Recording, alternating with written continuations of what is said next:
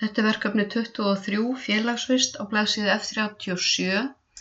Hér eigið að setja formúlu, sama sem skrifa today, opna sviga og loka sviga. Þá kemur hér dagsetningin í dag. Hér skrifið nafnið ykkar.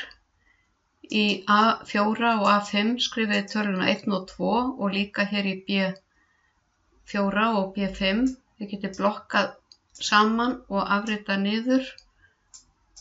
Við getum gert það sama hér. Hér ætlum við að leggja saman fjölda slaga og þá smellum við á autosum. Þetta eru 101 slagur.